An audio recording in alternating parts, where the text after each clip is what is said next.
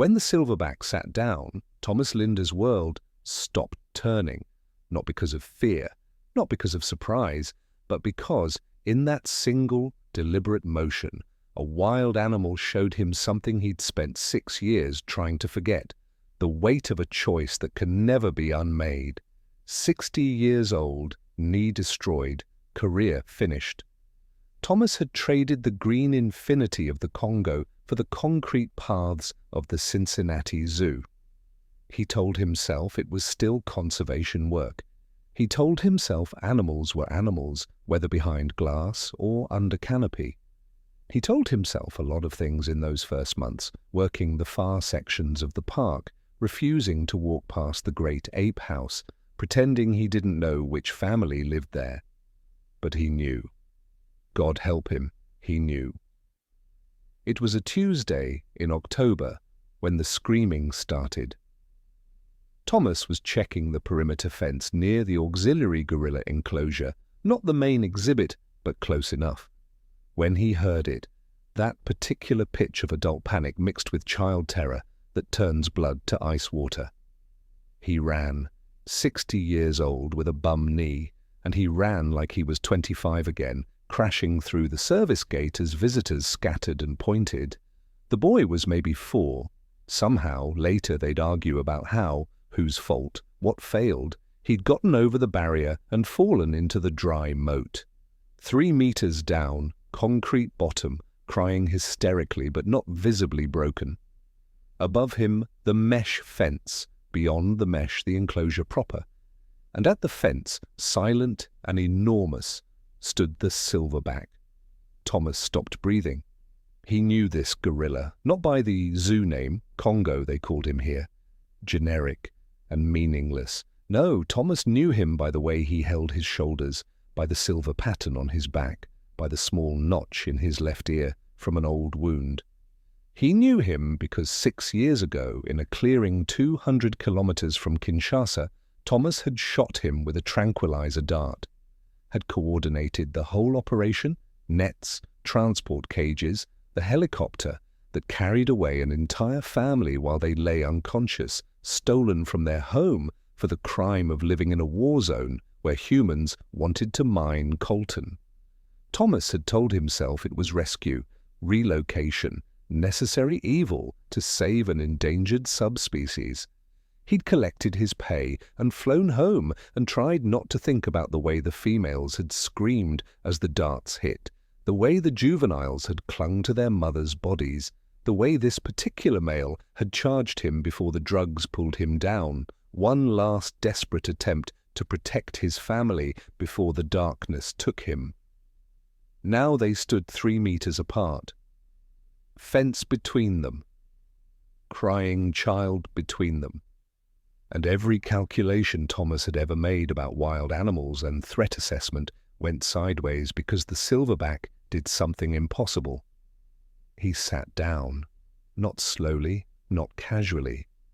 With obvious, deliberate intent, the 400-pound gorilla lowered himself to the ground, folded his massive arms and turned his face away from both Thomas and the child. The crying continued. Visitors shouted. Someone was calling 911. But in the space between Thomas and that fence, something else happened. Something that made his hands shake and his throat close and his mind reject what his eyes were telling him. The gorilla was diffusing the situation. On purpose, any aggressive move, any sudden motion toward the fence, and the crowd would panic. The child would panic. Thomas would be forced to make another impossible choice, protect the child or protect the animal, but never both. The silverback knew this, or acted as if he knew this. He sat utterly still, face averted, making himself small and non-threatening, while Thomas circled around to the emergency access point. 2 minutes? That's all it took to reach the boy, check him for injuries, lift him out. 2 minutes while 400 pounds of wild animals sat motionless as stone. Not once did the gorilla look toward them. Not once did he move. He simply waited with a patience that seemed almost human, almost knowing, until the child's crying faded down the path and the crowd began to disperse. Only then, only when the boy was safe, when Thomas stood alone near the fence with a blanket still in his hands, did the silverback turn his head. Their eyes met. Thomas had looked into the eyes of dozens of gorillas over his career, had learned to read threat displays, submission signals, curiosity, fear. But this was something else. This was recognition, not just of a human, but of this human, the one who'd taken everything, the one who'd fired the dart that ended freedom, the one whose face was probably the last thing the silverback saw before the tranquilizer dragged him under. 6 years and a half, a world ago, the gorilla didn't charge, didn't roar, didn't beat his chest or bare his teeth. He simply looked at Thomas for 5 eternal seconds, then rose, turned, and walked back into the interior of his enclosure, disappearing into the artificial cave where captive animals go to escape the weight of human stares. Thomas stood there until his supervisor found him 10 minutes later, still holding the blanket, staring at nothing, trying to understand what had just happened, and failing completely. Thomas didn't sleep that night. Every time he closed his eyes, he saw the silverback lowering himself to the ground, that controlled, purposeful descent that spoke of choice, not instinct. He'd worked with animals for 40 years, tracked mountain gorillas in Rwanda, silverbacks in the Congo, led anti-poaching units through country so remote the maps were decades old. He knew animal behavior, understood threat assessment, territorial displays, protective aggression. He'd seen mothers defend infants, males challenge rivals, families coordinate during danger. But this was different. This was something his training had no framework for. At 3 a.m, Thomas sat at his kitchen table with his old field notebook spread before him. He found the entry from 6 years ago, October the 12th, 2019, successful capture operation, Virunga region. 1 adult male at 28 years, 3 adult females, 2 juveniles, 1 infant. Male showed extreme aggression, charged twice before darting, required double dose. Family group transported intact per protocol. Destination, Cincinnati Zoo captive breeding program. His handwriting looked so confident back then, so certain this was the right thing. Conservation, species preservation. These gorillas were in a conflict zone, rebels on one side, mining companies on the other. The park rangers were losing control. Taking the family was mercy, he'd told himself. Saving them. The male had charged him. Thomas remembered that moment with crystal clarity, the way the ground shook, the roar that seemed to crack the air itself, the absolute conviction that he was about to die. His finger had squeezed the trigger on pure reflex. The dart had taken the silverback in the shoulder. 10 seconds later, a second dart. The gorilla had stumbled, crashed to his knees, those dark eyes locked on Thomas with an expression that haunted 6 years of nights. Rage, Thomas had thought at the time, pure animal fury. But now, sitting in his quiet kitchen with the fluorescent light buzzing overhead, he wondered if what he'd seen was something else entirely, something closer to betrayal, because gorillas remember. The research was clear on that. They recognized individual humans years later, held grudges, showed preference.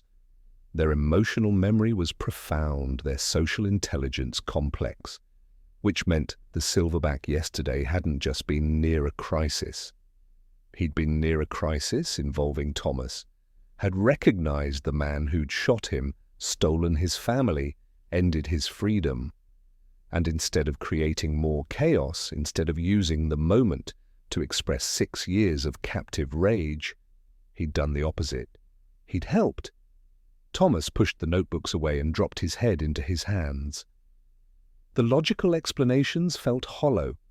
Coincidence, learned behavior, zoo conditioning, but zoo conditioning taught animals to tolerate human presence, not to actively de-escalate human emergencies. Gorillas didn't understand that aggressive displays near fallen children would make things worse. They couldn't comprehend the chain reaction of human fear and protective response. Could they? As dawn broke, Thomas made a decision that scared him more than any jungle patrol ever had. He was going to the Great Ape House, to the main exhibit. To see the rest of the family he'd captured 6 years ago, the family he'd been avoiding since his first day of work at this zoo. The morning sun was still low when Thomas reached the building. Too early for visitors. The great glass panels showed the interior enclosure in quiet morning light. Artificial rocks, climbing structures, the sad geometry of captivity dressed up as habitat. At first, he didn't see them. Then movement in the shadows, and the family emerged. 3 females, 2 juveniles who were nearly adult now, and 1 young one, maybe 3 years old. Born here. Never knew freedom. Thomas felt something crack in his chest. One of the females noticed him first. She stopped mid-stride, staring. Then made a low vocalization, not alarm, but attention. The others turned, and Thomas watched recognition ripple through them like wind through grass. These animals remembered him, 6 years, and they knew his face. The juveniles moved behind the adults, learned behavior, protective positioning. But the females didn't display aggression. They simply watched him with those profound dark eyes that seemed to look straight through skin and bone to the guilt beneath. Thomas raised one hand, slowly, palm out.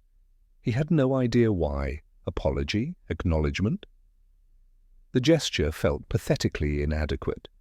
One of the females, the oldest, greying around the muzzle now, tilted her head slightly. Then did something that stopped Thomas's breath. She sat down, just like the male had done yesterday. Lowered herself to the ground in a deliberate echo of that impossible moment. The other females followed. One by one they sat. Not in threat, not in submission, in something else, something that looked almost like an invitation. We remember you, we see you. Now what will you do? Thomas stood at that glass for an hour.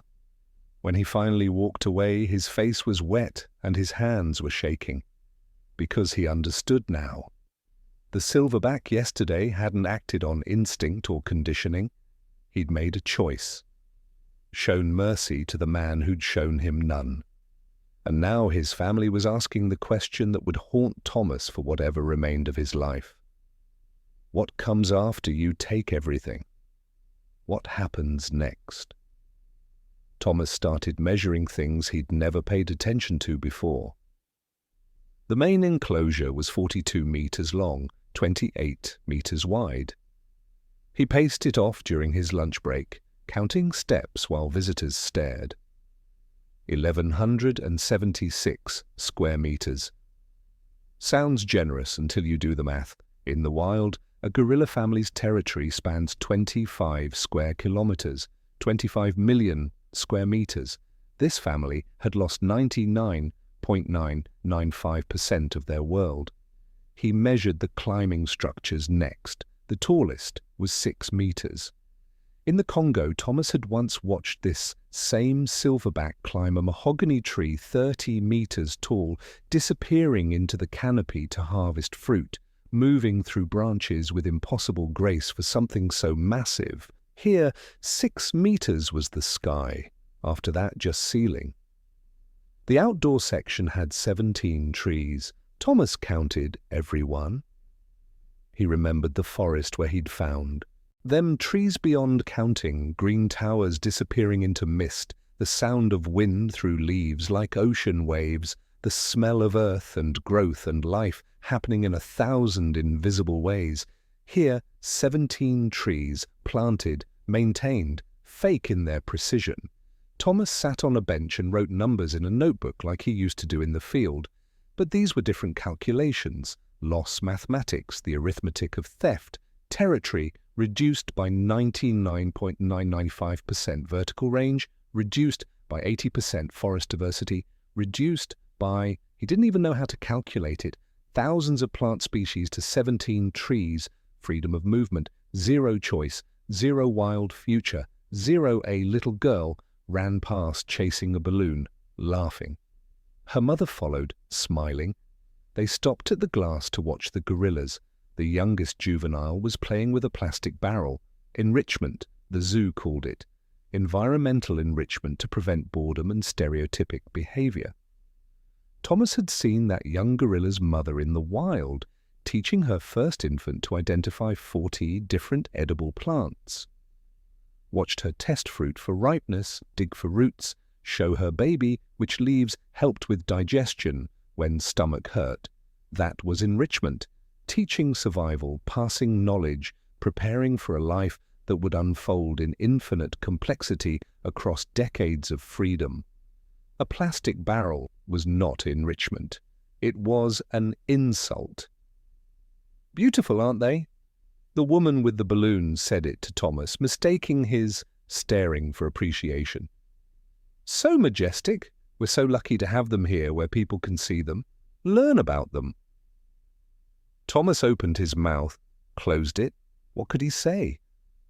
"I'm the reason they're here. I stole them from their home because humans needed coltan for smartphones and someone had to save the gorillas from the mess humans made. So we took their freedom to preserve their species, and now they live in a box, so your daughter can learn about them for 90 seconds before running off to see the penguins." He said nothing. The woman smiled and walked away. That afternoon, Thomas requested access to the family's medical records. He had security clearance, former park ranger, impeccable credentials. The vet staff handed them over without question. He read every page. The silverback, Congo, they'd named him, though Thomas refused to use it, had arrived with elevated stress hormones that took 8 months to normalize. He'd stopped eating for 2 weeks, lost 60 pounds, developed a stereotypic behavior of pacing the same figure-8 pattern for hours. One of the females had miscarried 4 months after arrival. Stress-induced, the notes said clinically, as if those 2 words explained the death of hope. The juveniles showed signs of trauma response for over a year, withdrawal, reduced play behavior, heightened startle response, like human children after disaster, because that's what it had been, Thomas realized. Disaster. The end of their world. The youngest, born in captivity, had never displayed stereotypic behavior. She was well adjusted to zoo life, the records noted with satisfaction, because she'd never known anything else. Didn't know that the world could be more than 1,100 square meters. Didn't know her inheritance had been stolen before she was born. Thomas closed the files and sat in the records room with his head in his hands. The numbers swam behind his eyes, 99.995%, 80%, 000. He told himself it was rescue, conservation, necessary sacrifice. But these records told a different story. They documented the systematic breaking of spirits, the forced adaptation to deprivation, the medical management of despair. And through all of it, through the weight loss and the miscarriage and the trauma and the endless blank days in their box, this family had somehow retained enough of themselves to recognize him 6 years later, to remember, to choose how they responded. The silverback could have used yesterday's crisis to express 6 years of rage. Instead, he'd sat down, shown restraint, made himself safe. What kind of strength did that take? What depth of character? Thomas had spent 40 years working with animals, and he wasn't sure he could have done the same. Thomas started with the trees, not the fake ones already there, groomed and pruned and perfectly safe. He meant real trees, the kind that dropped fruit and harbored insects and grew wild branches for climbing, the kind that existed in the world beyond glass. He drafted the proposal on his kitchen table over 3 sleepless nights. Proposal for enclosure enhancement, native species integration, professional, technical. He listed every plant species from the Virunga region he could remember, cross-referenced which ones could survive Cincinnati winters, calculated costs for installation and maintenance. The numbers made his stomach hurt. $60,000 minimum. For a zoo running on tight margins, it might as well have been $1 million. He submitted it anyway. Director Martinez called him into her office 3 days later. She was younger than Thomas by 15 years, sharp-eyed and practical. The proposal sat on her desk between them like evidence at a trial. "This is ambitious," she said carefully. "It's necessary," Thomas replied. "We don't have the budget." "Then we find it." Martinez leaned back in her chair, studying him with the kind of attention that saw through surfaces. "You've been here 18 months. You've never once submitted a proposal, barely attend staff meetings, keep to yourself. Now suddenly you want to redesign our most expensive exhibit?" Thomas met her eyes. "I made a mistake 18 months ago. I'm trying to fix it." "What mistake?" The words stuck in his throat. How could he explain? "I'm the one who caught them. I'm the reason they're here. I see the way they look at me and I can't sleep anymore because animals aren't supposed to forgive, but they seem to be trying and I don't deserve it." "I've been avoiding them," he said finally. The gorilla family, avoiding taking responsibility for their well-being. That was wrong. Martinez's expression softened slightly. "The incident with the child, that was you." "Yes." The silverback's behavior was remarkable. Non-aggressive, almost cooperative. The behavioral team is still analyzing it. Thomas felt something twist behind his ribs. They're analyzing it like a puzzle, like interesting data. They don't understand what it means. "He recognized me," Thomas said quietly. "From before, from the capture operation 6 years ago." Martinez went very still. "You were part of that?" "I led it." The silence stretched long enough for Thomas to hear the wall clock ticking, the distant sound of visitors outside, the everyday noise of a zoo operating while inside this office. A small truth was reshaping the space between two people. "Jesus," Martinez whispered. "I thought I was saving them. War zone, poachers, habitat destruction. I thought captivity was better than death." Thomas's hands were shaking. He pressed them flat on his knees. "But I've been measuring their enclosure. Doing the math, they lost 99.995% of their territory. And yesterday, that male who remembers everything, who has every reason to hate humans, chose not to make a bad situation worse. He helped. He showed mercy." "And you think better trees will somehow balance that equation?" "No." Thomas's voice cracked. "Nothing balances it. But I have to try something.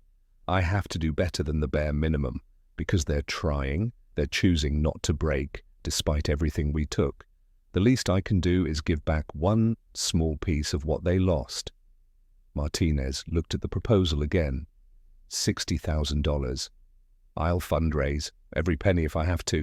I'll give educational talks, write grants, work overtime without pay, whatever it takes." "Why now? Why after 18 months? Because 3 females sat down in unison and asked him a question he couldn't ignore. Because medical records documented trauma in clinical language that couldn't hide the truth. Because a silverback showed him that mercy was a choice, not a weakness. "Because I'm 60 years old," Thomas said instead. "Because I spent 40 years in conservation and I need to believe the work meant something, that it wasn't just moving animals around like chess pieces while pretending we were saving them." Martinez studied him for a long moment. Then she picked up a pen and wrote something on the proposal. "I'll take it to the board. No promises, but I'll try. Thank you." "Thomas." She stopped him at the door. "Those gorillas. Do they really remember you?" He thought of dark eyes watching him through glass. Of 3 females sitting down in impossible synchronization.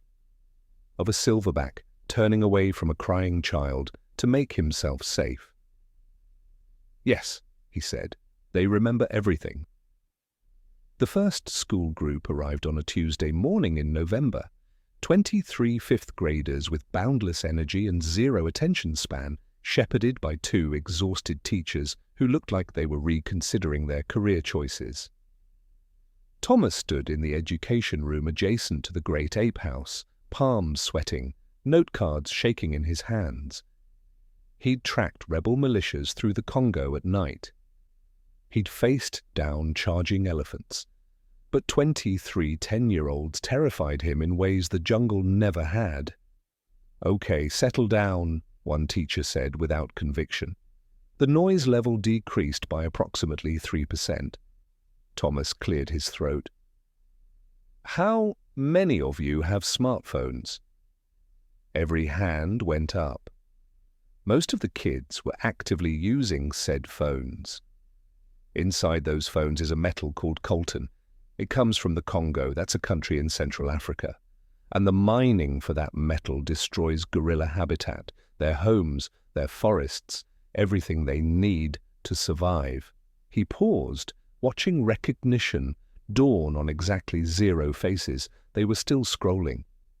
6 years ago, I went to Africa and captured a gorilla family, put them in cages, flew them here, took away their freedom forever.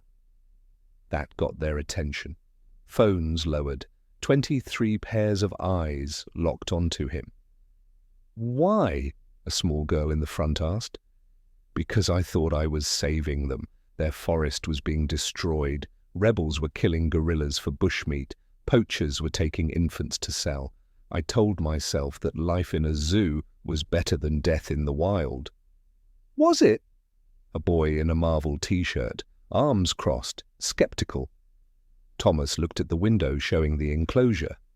The silverback sat on his platform, gazing at nothing, or maybe gazing at everything he'd lost. "What do you think?" Thomas asked. "If someone took you from your home, took your family, put you in a room, a nice room, with food and water and things to play with, but you could never leave, never see your neighborhood again, never go to your favorite places, would that be better than staying home even if home was dangerous?" Silence. Real silence this time. The kids were thinking. "That's messed up," the Marvel shirt boy said quietly. "Yes," Thomas agreed, "it is. And I'm the one who did it. So now I'm trying to make it better, to give them back some of what I took. Better trees, more space, educational programs so people understand what we're destroying with every phone upgrade, every cheap electronic device." His voice was shaking now. He didn't try to hide it. "Can we see them?" the small girl asked. "The gorillas you caught?" Thomas led them to the viewing area. The family was active, juveniles playing, females grooming, the silverback watching over everything with that eternal patience that broke Thomas's heart, daily. "The big one," Thomas said, "the silverback. 6 years ago he charged me in the forest, tried to protect his family. I shot him with a tranquilizer dart. When he woke up, he was in a cage on a transport plane. Everything he'd ever known was gone." "Does he remember you?" Marvel shirt boy, sharp-eyed. "Yes." "Is he mad?" Thomas thought of the silverback sitting down during the crisis, of dark eyes meeting his through glass, of something that looked almost like patience. "I don't think so," Thomas said slowly. "I think he understands something I'm still learning. That anger doesn't fix what's broken. That you have to choose what you do with the harm that's been done to you. You can make it worse, or you can try to make something better." The kids pressed against the glass. The youngest juvenile, born here, never known freedom, approached curiously. She pressed her hand against the glass from the inside. 3 children pressed their hands opposite hers, creating a mirror image of connection across the barrier.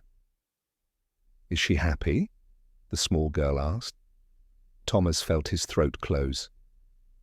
She doesn't know she's supposed to be unhappy. She was born here. This is all she's ever known, but her mother knows. Her grandmother knows. They remember the forest. That's so sad, someone whispered. Yes, Thomas said. It is. And you're the generation that can change it. You can demand better, buy fewer electronics, support conservation, make sure what happened to this family doesn't happen to others, because there are still gorillas in the wild, still forests that can be protected, still choices we can make. When the group left, 3 kids asked how they could donate to the Enclosure Improvement Project. The teachers requested his contact information for follow-up lessons.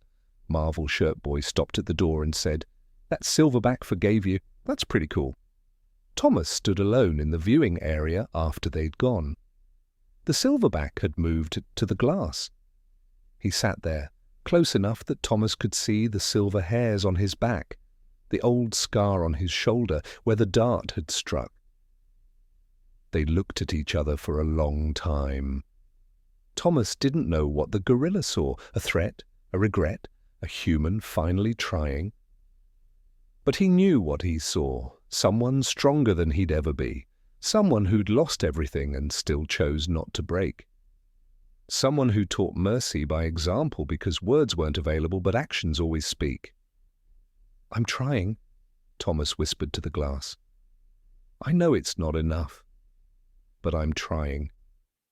The silverback didn't move, just sat there, watching, waiting, teaching patience to a man who was 60 years old and only now learning what it meant. The money came slowly at first. $50 from a grandmother who'd brought her grandson to Thomas's talk. $200 from a local business, small checks in the mail with notes for the gorillas. "Thank you for telling the truth." Thomas worked every angle he could think of. He wrote grant applications to conservation foundations, pitched the project to local news stations, set up a crowdfunding page with photos and detailed plans. He gave talks 3 times a week, schools, libraries, community centers, anywhere people would listen. The story spread. Former ranger who captured gorillas now fighting to improve their lives. Media loved redemption narratives. Thomas hated being the center of attention, but he did the interviews anyway. Channel 5, local radio. A podcast about conservation ethics that got uncomfortable when the host asked if he regretted the capture. Every single day, Thomas had answered, and the raw honesty in his voice made the host go silent for 5 full seconds before changing the subject. By January, they'd raised $18,000. By March, $32,000. Not enough yet, but getting closer. Martinez approved the project contingent on full funding. No partial measures, she insisted. Either do it right or don't do it at all. Thomas agreed. These gorillas deserved more than half measures. It was a Thursday in April when something changed. Thomas was doing his morning rounds, checking the perimeter as usual, when he noticed unusual activity at the gorilla enclosure. Staff members clustered near the observation window, speaking in low, urgent tones. His stomach dropped. "What happened?" he called, breaking into a run despite his knee-screaming protest. Dr. Chen, the head veterinarian, turned. "It's the oldest female. She's not moving, won't eat. We're trying to assess without stressing the group." Thomas reached the window. The female, grey, around the muzzle now, the one who'd sat down first that morning 6 months ago, lay on her side in the back of the enclosure. The other gorillas surrounded her, not crowding but present. The silverback sat closest, one massive hand resting gently on her shoulder. "How long?" Thomas asked. "Since last night. We think it's her heart. She's old. We estimated 42 when she arrived, so she'd be 48 now. That's elderly for gorillas, especially in her condition." Dr. Chen's voice was clinical, but her eyes were sad. "We can dart her, bring her in for treatment, but the stress might kill her faster than the heart condition." "So we watch," Thomas said flatly. We watch. Thomas stayed at that window for 6 hours. His shift ended. He didn't leave. Other staff came and went. Visitors pressed against the glass, asking questions, taking photos. Thomas wanted to scream at them to show some respect. This was a death watch. But he stayed silent. The family never left her side. The juveniles brought her water in cupped hands. The other females groomed her gently. The silverback maintained his vigil, that huge hand never leaving her shoulder, as if he could anchor her to life through touch alone. As afternoon faded to evening, the female's breathing grew labored. Thomas pressed his forehead against the glass, tears running freely. He didn't care who saw. And then the silverback did something that stopped Thomas's heart. He looked up, directly at Thomas, held his gaze for a long moment, then carefully, deliberately, the silverback shifted his position, moved his body so that the dying female could see the glass, could see Thomas. The female's eyes opened, found Thomas through the glass. And in those fading eyes, Thomas saw recognition, saw memory, saw the forest they'd both known, saw the moment he'd torn her from it. He thought she would look away, close her eyes in final rejection. Instead, she did something impossible. She lifted one hand. Slowly, with obvious effort, she raised it toward the glass, toward Thomas, not in anger, not in accusation, in something that looked almost like farewell. Thomas pressed his hand to the glass opposite hers. "I'm sorry," he whispered. "I'm so sorry." The female's hand lowered, her eyes closed. The silverback leaned closer, making soft rumbling sounds, the vocalizations gorillas use to comfort their young. They're sick, they're dying. The other females joined in, creating a chorus of mourning that Thomas felt in his bones. She died 20 minutes later, surrounded by family, while Thomas stood witness on the other side of the glass, granted permission to be present at the end by a silverback who'd lost everything to humans and still chose to let one specific human share this moment of profound loss. Someone had filmed it. Thomas didn't know who, some visitor with a phone probably, unable to resist documenting everything. But 48 hours after the female's death, the video was everywhere. 15 seconds that captured the silverback moving the dying gorilla so she could see through the glass, the elderly female raising her hand, a man's hand pressing against the glass from the other side, his shoulders shaking with sobs. The caption read, "Gorilla family says goodbye to elder. The man crying is the ranger who captured them 6 years ago. He's been trying to improve their enclosure ever since." It went viral. 3 million views in 2 days, 5 million by the end of the week. Comments flooded in, thousands of them, some angry. He caused this, he doesn't get to cry about it now. Some supportive, at least he's trying to make it right. Some simply devastated, I can't stop watching this, the way she forgave him at the end. The crowdfunding page exploded. Donations poured in from everywhere, Texas, California, Canada, the UK, Japan, $50, $500, $5,000. A retired teacher in Oregon sent $10,000 with a note, in memory of the gorilla who knew how to forgive better than most humans. By the time the viral wave crested, they'd raised $97,000. Martinez called Thomas into her office again. The board approved it. Full implementation. We break ground next month. Thomas nodded, throat too tight for words. There's something else. Martinez slid a folder across the desk. We've had inquiries from 3 other zoos. They want to know about your model, about enclosure improvements, about the educational program, about... She paused, choosing words carefully. About acknowledging the ethical complexity of captivity instead of pretending it's pure conservation. What are you saying? I'm saying you started something. People are paying attention, not just to this zoo, but to the whole conversation. What we owe to animals we've taken from the wild How we balance species preservation against individual welfare, whether redemption is possible after harm. Thomas thought of the female's hand rising toward the glass, of the silverback positioning her for that final moment of connection. "Redemption isn't possible," he said quietly. "Not fully. You can't undo what's done, but maybe you can do better going forward. Maybe that's enough."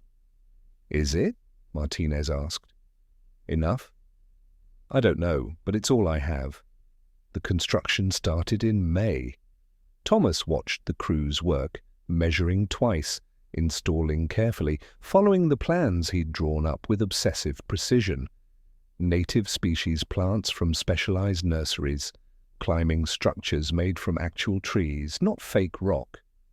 Expanded territory, they couldn't add much. Zoning laws were zoning laws, but they gained 400 square meters through clever redesign. The family was moved to a temporary holding area during construction. Thomas visited them daily. The silverback always watched him through the mesh. Not hostile, just watching, waiting to see what the human would do next. "I'm trying," Thomas said to him once, standing alone by the temporary enclosure. "I know it's not enough. Nothing's enough, but I'm trying."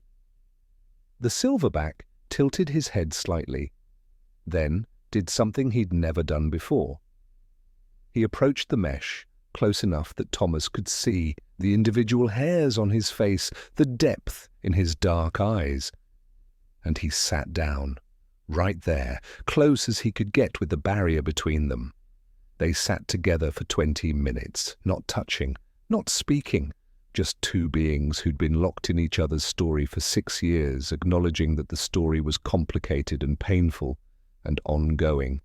When Thomas finally stood to leave, his knee screaming, his back aching, his 60-year-old body reminding him he wasn't young anymore, the silverback stood too, matched his movement, like synchronization, like recognition of effort. "Thank you," Thomas whispered. He didn't know what he was thanking the gorilla for not breaking, for teaching patience, for showing that mercy was possible even when justice wasn't, for sitting with him when he deserved only rejection. The silverback watched him walk away. Thomas felt that gaze on his back the whole distance to the gate, heavy as responsibility, patient as time. Later, alone in his apartment, Thomas pulled up the viral video on his phone. He'd avoided watching it until now, couldn't bear to see his own grief on display. But tonight, he made himself look.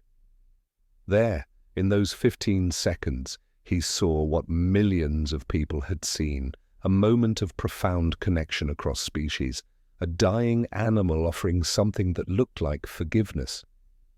A man broken by his own actions trying to become better. The comments were still coming. One caught his eye. "This is what it means to be human. Not the capture, not the harm, but the choice to do better afterward, and the grace to accept mercy when it's offered." Thomas closed his phone and cried for the 3rd time that week. Not from grief now, from something else, something that felt almost like hope. They opened the doors on a Thursday morning in August, exactly 7 months after the old female had died. No ceremony, no press release. Martinez had suggested a ribbon-cutting donor recognition, the full public relations treatment. Thomas had asked her not to. This wasn't about him. This was about giving back one small fraction of what had been stolen. You don't celebrate returning something you never should have taken. The family had been in temporary holding for 12 weeks. Thomas hadn't slept the night before, terrified they'd hate the changes, that somehow he'd gotten it wrong, that trees and space were insulting gestures that meant nothing in the face of what they'd lost. Martinez stood beside him at the observation window as the transfer doors opened. For a long moment, nothing happened.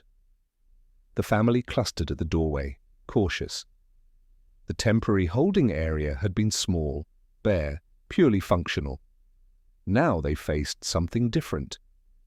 The silverback moved first, stepped through the doorway into the redesigned enclosure, and stopped, his head tilted up.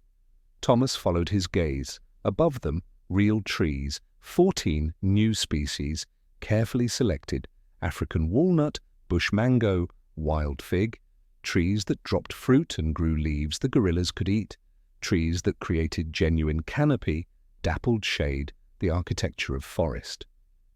Not the Congo forest, never that, but something that remembered it. The silverback approached the nearest tree slowly, reached out one massive hand and touched the bark. Stood there for 30 seconds, just touching it, like he was confirming it was real. Then he climbed. Thomas's breath caught. He hadn't seen this gorilla climb in 6 years. In the old enclosure, the structures maxed out at 6 meters, and the silverback had ignored them, too small to be worth the effort. But this tree, this real tree with real branches that creaked under his weight, went up 10 meters. Not 30 like the Congo mahogany, but 10. 10 meters of vertical space the silverback hadn't had access to for 6 years. He climbed to the top and sat there, surrounded by leaves, looking out over the expanded territory. The new enclosure wasn't huge, still only 1,500 square meters total, still a fraction of what should have been his. But it was 400 more than yesterday. 400 more than last year. 400 more than nothing. The females emerged next, moving cautiously into the space. One of them found the new water feature, not a concrete pool but a stream design, flowing water over natural rocks. She knelt, touched the water, made a sound that might have been surprise or recognition or both. The juveniles discovered the fallen logs placed deliberately throughout the space, enrichment that doubled as food source because the logs were rotting and full of insects. Real insects, the kind gorillas would naturally forage for. One juvenile overturned a log and found beetles underneath, immediately began eating them while making excited vocalizations. "They're exploring," Martinez whispered, wonder in her voice. "Actually exploring, like it's new territory." "It is new territory," Thomas said. His voice was shaking. "It's the first new territory they've had since we stole everything else." The youngest, born in captivity, never known anything but concrete and artificial structures, approached one of the fruit trees with confusion, sniffed at the low-hanging branch, touched a leaf tentatively. One of the females came over, plucked a leaf, and ate it, showing her, teaching her, this is how you interact with trees, this is what your ancestors knew. Thomas watched that teaching moment and felt something crack open in his chest. This young gorilla had never learned from forest, had never known that trees were for more than climbing. And now, because of older females who remembered, she was learning. Knowledge was being passed. Heritage was being transmitted across generations, even in captivity. The silverback descended from his perch after 20 minutes, moved through the space, systematically investigating every change, found the enhanced climbing structures that connected to natural trees, found the new caves, deeper, more complex, places to actually escape and have privacy, found the expanded outdoor area where grass grew wild instead of manicured. He paused at each discovery. Not excited, gorillas didn't show emotion like humans, but attentive, present, engaged in a way Thomas hadn't seen in 6 years. Finally, after nearly an hour of exploration, the silverback approached the observation window. The family followed all of them, even the cautious juveniles. They lined up along the glass, looking out. Looking directly at Thomas, he stepped forward, stood directly opposite the silverback, glass between them as always. The gorilla's dark eyes met his, and Thomas saw something he couldn't name. Not forgiveness. You couldn't forgive the unforgivable. Not gratitude. Trees didn't erase theft. But something. Acknowledgement, maybe. Recognition. that the human had tried, that trying mattered even when it couldn't fix everything. Thomas raised his hand, placed it flat against the glass. The silverback studied him for a long moment. Then slowly, deliberately, he raised his own hand, placed it opposite Thomas's, palm to palm with glass between. The other gorillas followed suit. One by one, they placed their hands on the glass.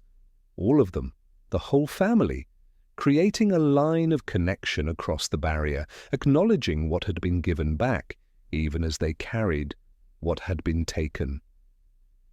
Thomas stood there with tears streaming down his face, his hand pressed to glass, connected to beings who had every right to hate him and instead chose this moment of recognition, of shared presence, of teaching him that mercy was something you practiced even when justice was impossible.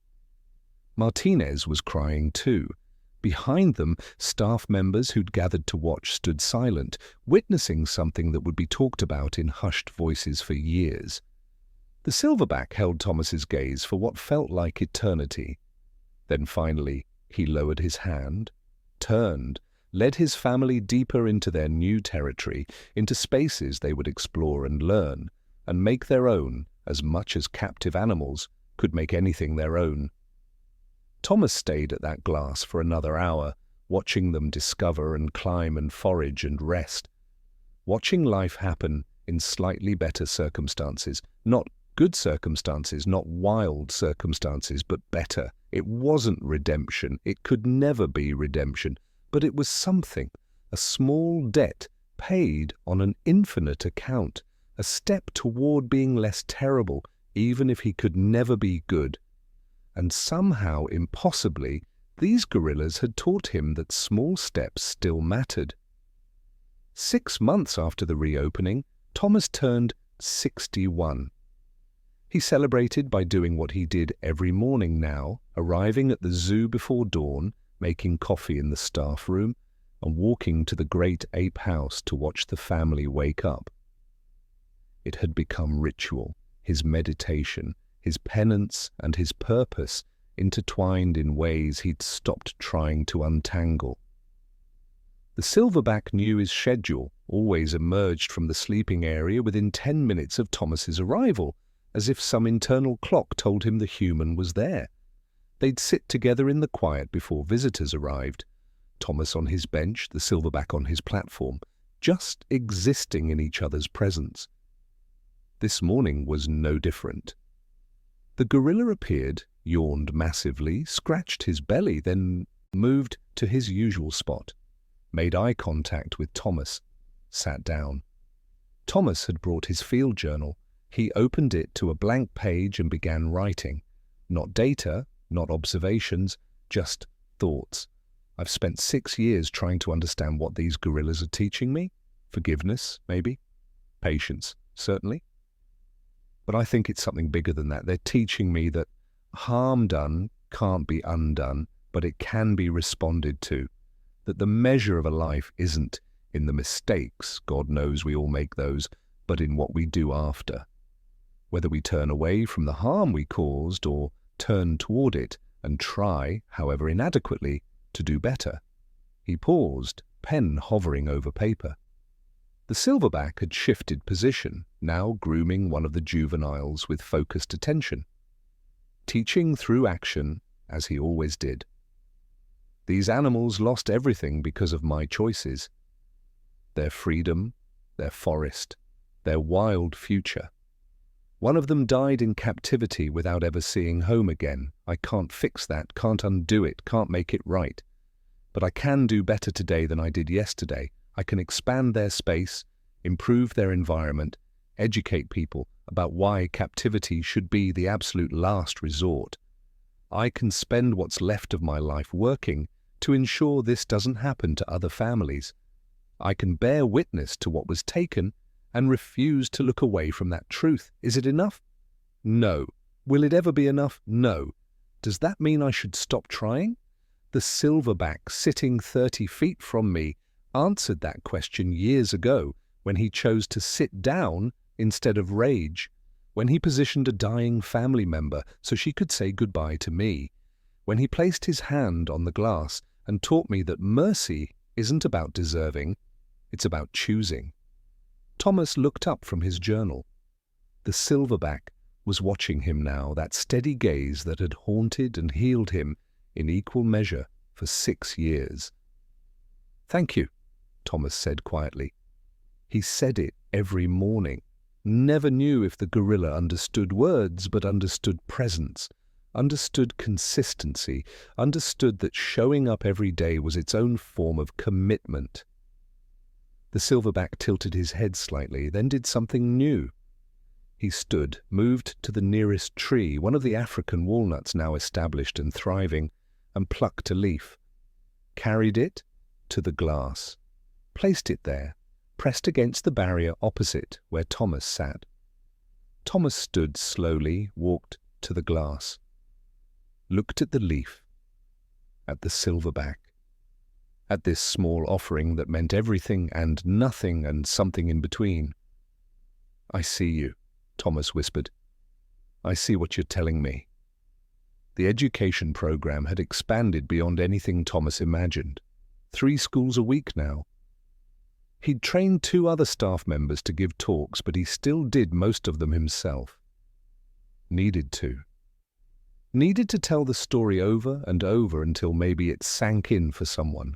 Anyone, that wild animals belonged in wild places and everything else was compromise at best, tragedy at worst.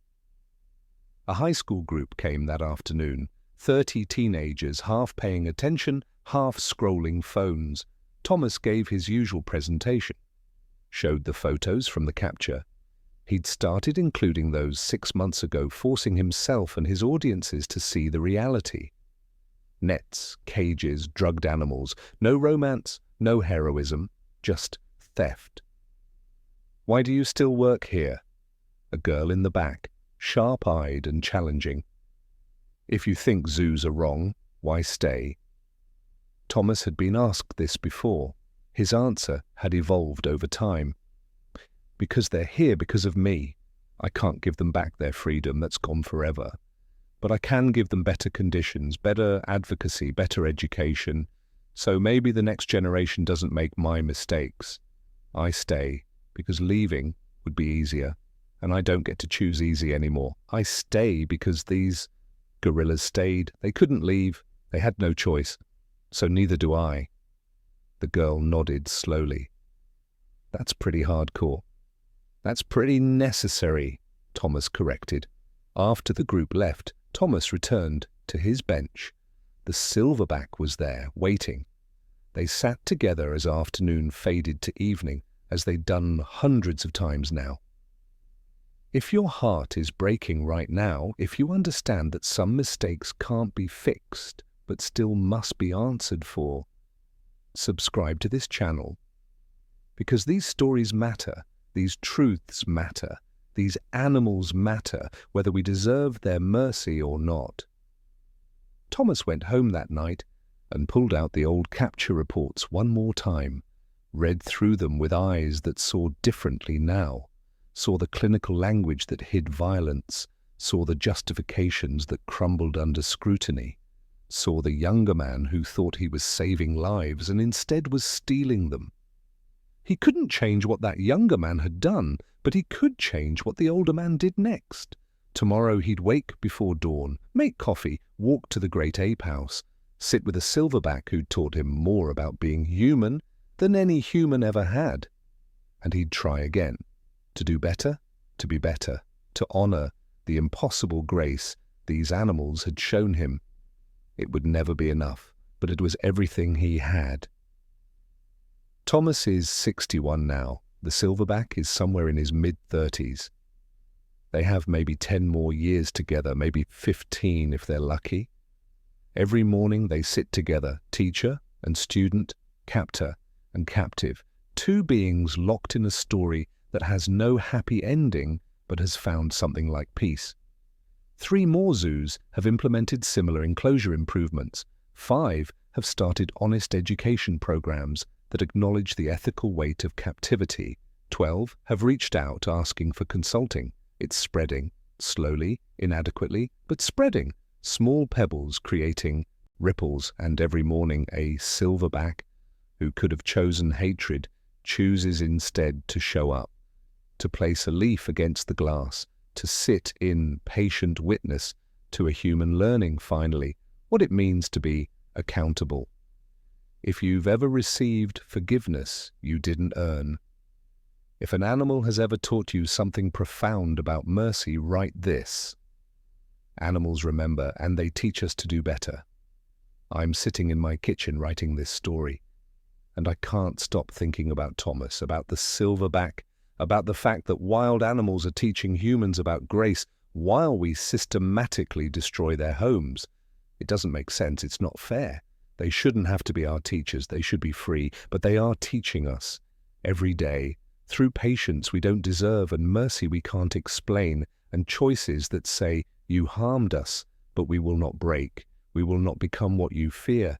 We will show you through silence and presence and impossible restraint what it means to be better than your worst moments. Thomas knows he'll never be redeemed. You can't be redeemed for stealing someone's entire world. But he also knows that the gorillas aren't asking for redemption. They're asking for better, for trees and space and acknowledgement and change. They're asking humans to see them, truly see them, and respond with something other than exploitation and confinement and empty justifications. And when we do, when we actually try, when we spend our days and resources and energy trying to return even a fraction of what we've taken, they notice, they respond, they sit down instead of rage. They place their hands on glass. They teach us that trying matters, even when it can't fix everything. That's the lesson. That's what haunts me about this story. Not the capture, though that's horrific. Not even the captivity, though that's tragic.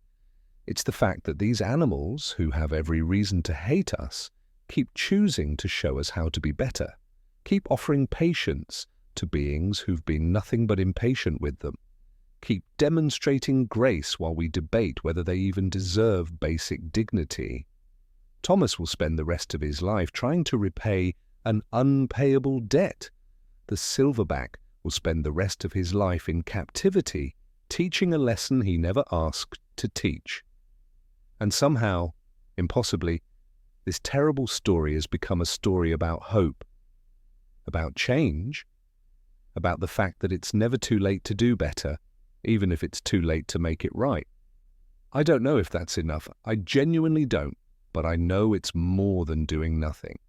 And in a world where we're taking and taking and taking from the wild, maybe that's all we can ask, that we recognize the harm, turn toward it instead of away, and